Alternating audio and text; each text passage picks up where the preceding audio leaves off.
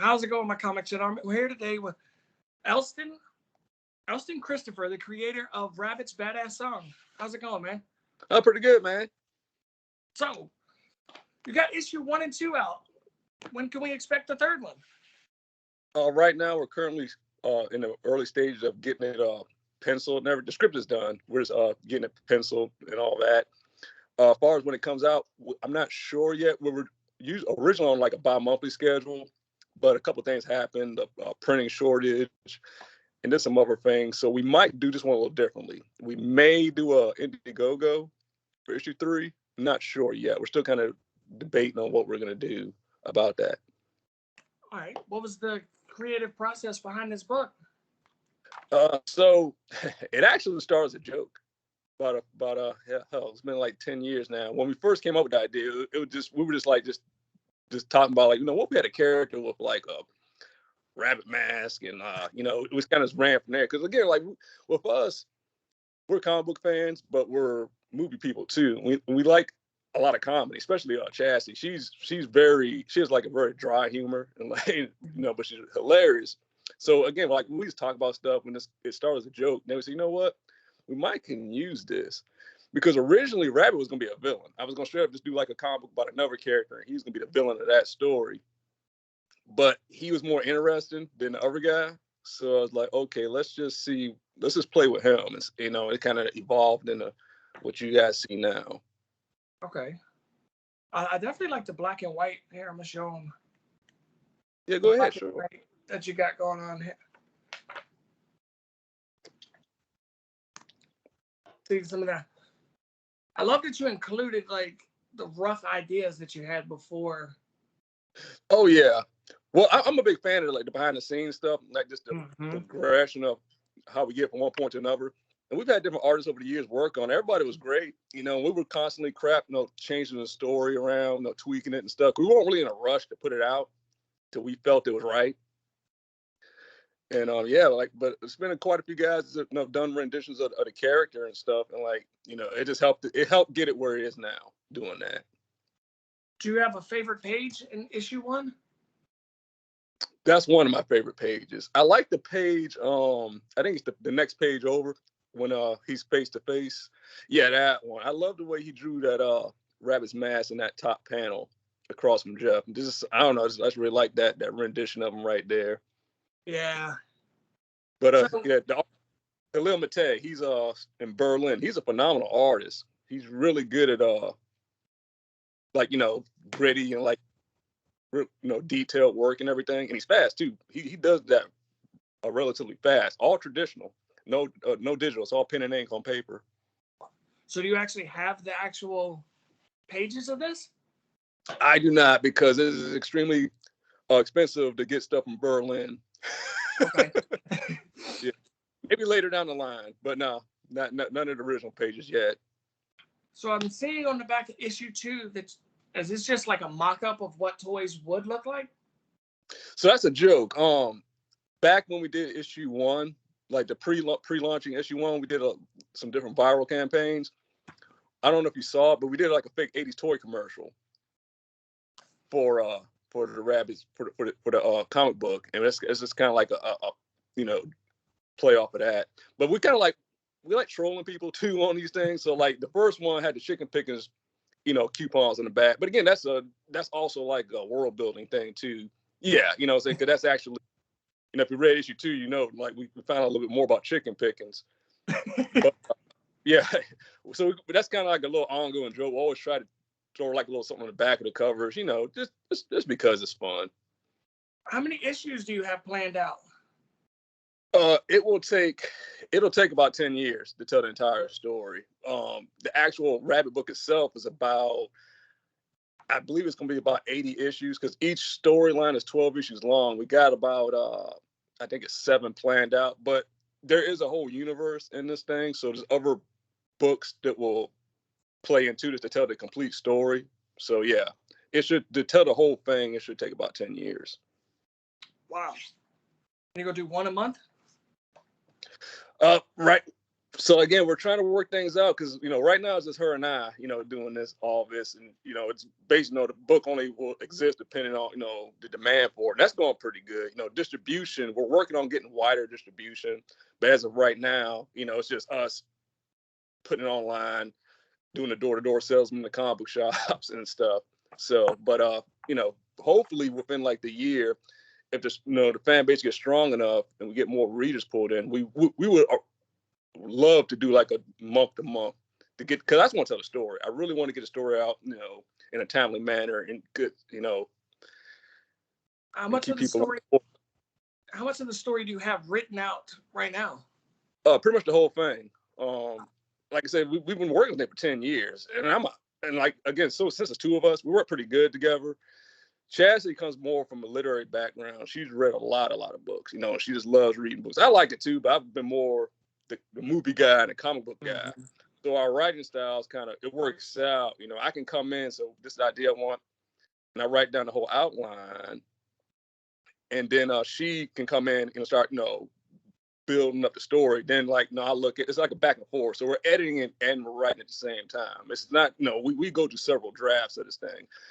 But because of that, we was able to flush out the entire story arc of Rabbit from beginning to end. And we're big on evolutionary stuff. Like the character, he starts out one way, becomes something else later on. Or we just don't have interest in it. I love characters with arcs and to show there's growth in the character, whether it's for the best or worst. Yeah. Do we get to find out Rabbit's real name ever? Or is he going to be called Rabbit in the whole series? Oh no, it says it briefly in the first book, but it's Jimmy Mays. Yeah, it's Jimmy Mays. And yeah, you're gonna learn everything. Huh? No, I was just repeating it. Jimmy Mays? Jimmy Mason. Yeah. Oh, Jimmy Mason. Okay. You're actually, so with that, issue 3, 4, and 5 will show, because when the story opened up, you saw him hung from the tree and all that stuff. When we get to the 4th and 5th issue, you're going to see, we're going to learn everything. What happened exactly. Why he wears the mask. What caused all this. Everything's explained. Because really, the first 12 issues, you're the Rabbit. That's not even really the main story of this thing. This is just more or less to get you guys familiarized with the characters and kind of the world. But there's something that very, very pivotal that happens at the end of this 12-issue arc that sets up pretty much everything to come. All right. Yeah, you said distribution. How many comic shops are you in right now? Right now, we're in about, I think about 5 or 6. We're in 3 here in Virginia. Then we got one in Tennessee, and we got one in Ohio. Then is there one in Florida? I can't remember off the top of my head. Hey, that's pretty good. That's a good start. Yeah, it's a lot of work, man. I mean, because again, it's not what I've learned is, the book can be great and everything, but you got to be realistic with this stuff. Like, there's over 100 comic shops around the country, at least. And they probably get 1 million of these submissions all the time. People calling them up, talking about they want their book in their store. You got to think about their space, how much traffic their store does. So, the stores we did the best with were stores I could actually talk to people, face to face. And the ones we got just outside of Virginia, that's because when we went to the conventions, I just networked with the vendors there and showed them the book. And that helps out a lot. So. Nice. Comic-Cons. Do you have any Comic-Cons coming up? We got something planned. We want to try to get into New York. We're waiting on the, you can't even submit yet. So that one's pending. Baltimore Comic-Con, definitely. And probably there's a couple, there's some Richmond Comic-Cons coming up throughout this year we'll probably go to. But that's just right now. We may do more, but we definitely want to do more comic conventions because that was cool. We did one last year. The Fanboy Expo in Knoxville, and that was cool. That was our first. I've been to comic conventions, but I've never been, a seller at one. And you learn a lot of things, and it was really good experience. And again, we made a lot of connections. We sold some books, and again, I got some vendors and on board. The funniest thing though that we realized. So we're sitting, we're at the booth. Children were very interested in Rabbit. This is not a kid's book at all. Right. So I got to tell person, hey, this is not for kids. But what it did show us, when I was a kid, you know, and I'm pretty sure you can relate with this. There's a lot of stuff we like, we weren't supposed to like. You know, we all liked the Freddy's and Jasons and all that stuff. So when we grew up, that was our childhood. So I told her, you know, maybe that's a good sign. Maybe that shows what he can be, if that makes sense. So no, I get it. Yeah. Have you thought about making a kid's book with Rabbit? Yes. So there's actually if we do the campaign, there's a perk we're thinking about doing that goes into that. Yeah, instead of Rabbit, you can call him Bunny. There's a way to water. I mean, because again, like even look at Ninja Turtles. The original Ninja Turtles comic was not a kid's book at all. That's a pretty gritty book, but look at it became. There's a way to pretty much, you know, I don't, you know, make everything, you know, commercially accessible to all demographics. So there's that, especially after this first story, you'll see, you know, it goes in some interesting directions. Absolutely love the cover of the second one. Yeah. Halil, he just killed it, you know, and one thing we want to do is like Rabbit never wears the same clothes, or none of the characters wear the same clothes. You know, we try to keep, you know, switch them up in different wardrobe and all that. So that's a cool detail. I didn't know. I'm gonna have to look out for that. In issue 2, do you have a second page? A favorite page? Yeah, towards the end, the chainsaw guy. Let's see. This one? Yes, sir. Nice. All right. I like. So did you originally want to go for the black and white gritty, or was this in color originally? It was always back and forth, you know, what we wanted to do. You know, one thing is obviously getting some color is more, you know, expensive. But when Halil came on board and we saw what he did with the art and everything, we said, yeah, we can definitely at least start out in black and white and kind of go from there and kind of get a gauge. And it's all about what people want too. You know, it doesn't really, what I want is cool, but when it gets into the hands of the reader, you know, I need to know how they feel about it. That determines how we go forward. Everybody seems to like the black and white, you know. So as of right now, I don't see us, you know, going to color unless, you know, I don't know, a distribution company say, well, we'll pick the book up, but we got to have it in color, you know, something crazy. Yeah, so. Are you looking at publishers, or are you just? Oh, we did in the past, you know. It was like everybody else, you know. You send some submissions out, and everybody gets rejected. I've never taken rejection personally, because rejection does not mean you're not good. Right. There's, you know, there's a million. There's so many books now out, and these companies like Image and all, you know, and Scout, they have a specific book they want in mind. And if you look, a lot of the indie books they carry, they're not by guys like us. They're guys that's already been in the business anyway. They're the guys that worked at Marvel and DC who want to do their own little projects. So it's it's bankable for them. I get it. They can. It's easier for them to sell a guy that's already known versus a guy that's straight out of nowhere. Yeah. But no, we probably just gonna do it ourselves, man. I mean, because even if we did get picked up by another company, we still got to finance the book ourselves until the sales go up. We still got to, you know, promote it. They'll handle the printing, and, you know, they do a little bit of marketing for it, but you still got to do all the legwork. There's no easy way out of it. Right. What advice would you give to newcomers that want to make a comic? That's a very multi-layered answer. I guess number one, have realistic expectations. Because it just depends, you know.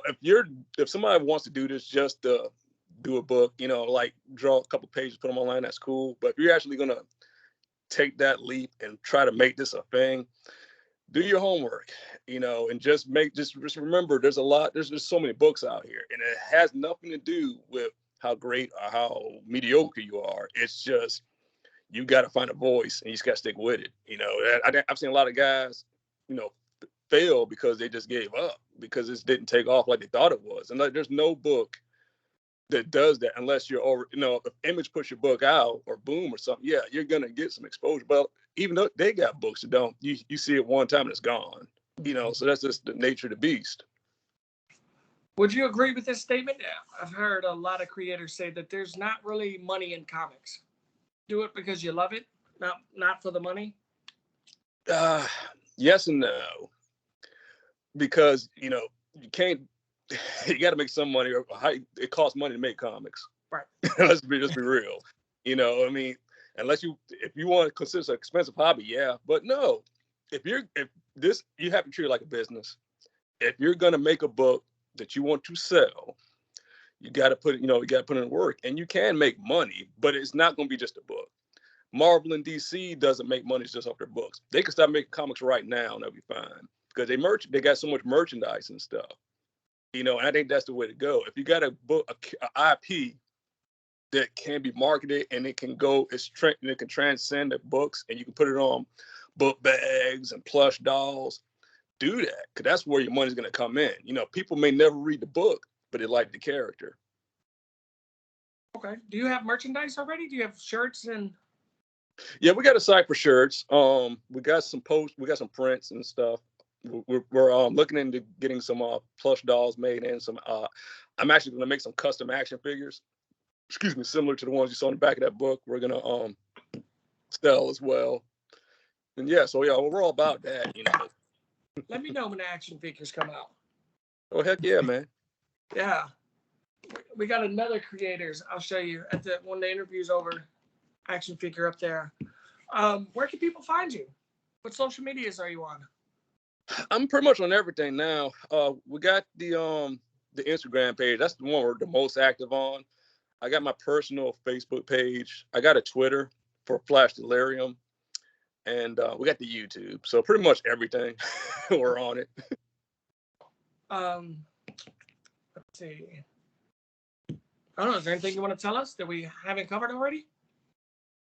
No, I would say everybody who's actually who's been following the book, thanks. It's been awesome. It's done very well from what we've done. To say because before Rabbit, we've only done one other project, and that was the same team. It's actually on our website. It's for free. You can just look it up. It's called Pop Singer. It's like it's an 18-page horror story we did. And the whole reason to do that was because we didn't want to come out, out with Rabbit first. We wanted to do some other stuff first to kind of show people, who we are. And we also knew the artist for Pop Singer is who we were going to get for Rabbit. We just wanted to see how they did. And that's where Halil came in. So I said, definitely, people haven't checked that out, look it up, and just, it's free online. All right. Let's see. Yeah, I appreciate you taking the time to come talk with us today. Oh heck yeah, man!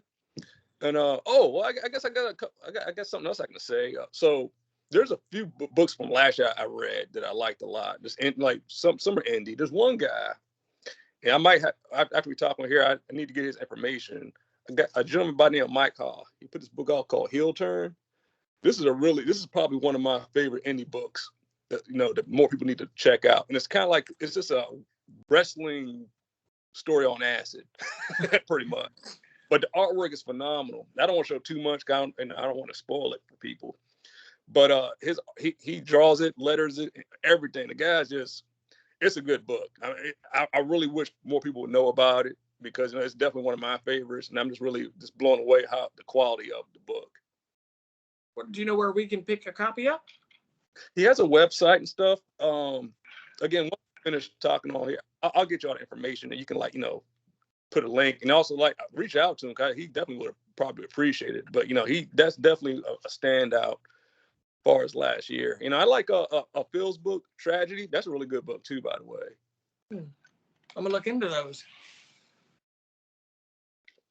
Definitely. All right. Well, I appreciate you taking the time to come talk with us. Oh, absolutely.